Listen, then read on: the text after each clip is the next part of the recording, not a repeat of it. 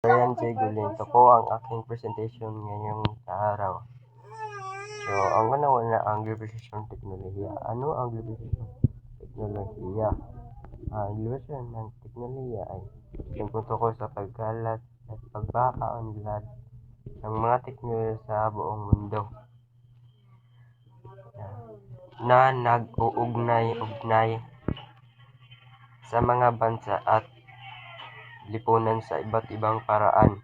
Ito ay nagdulot ng mga pagbabago sa kalakalan. Komunikasyon. Ang komunikasyon ay ang mga teknolohiya tulad. Ang komunikasyon ay ang mga teknolohiya tulad ng internet, mobile phone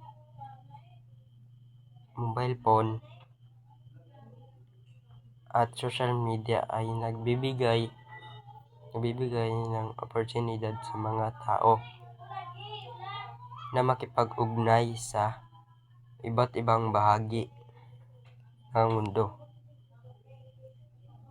Number 2, kalakalan. Ang kalakalan, ang mga teknolohiya ay nagbibigay ng oportunidad sa mga negosyo na makipagkalakalan sa iba't ibang negosyo, bansa at makipag-ugnayan sa mga customer sa buong mundo. So, number 3, sa pag-aaral. Ano sa pag-aaral? Ang teknolohiya ay nagbibigay ng oportunidad sa mga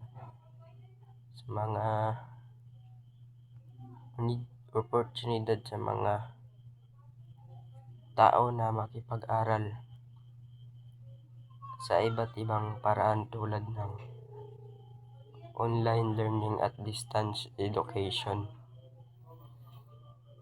So, sa trabaho naman, ang mga teknolohiya ay nagbibigay ng oportunidad sa mga tao na makakapagtrabaho sa iba't ibang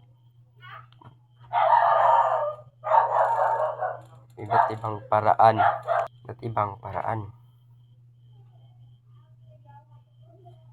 Tulad ng work at freelancing.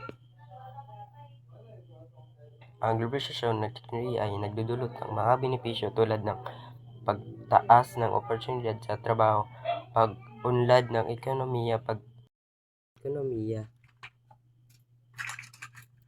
pagkakilanlan ng mga kultura, ngunit mayroon din itong mga hamon tulad ng pagkawala ng trabaho, pagkakaroon ng hindi pantay na pagtrato, pagkasira ng kapaligiran sa pangkahalatan. Ang globalisasyon ng teknolohiya ay isang komplikasyon proseso na may mga positibo at negatibong epekto sa atin lipunan at ekonomiya. At yun lang po. Maraming salamat po sa pakikinig.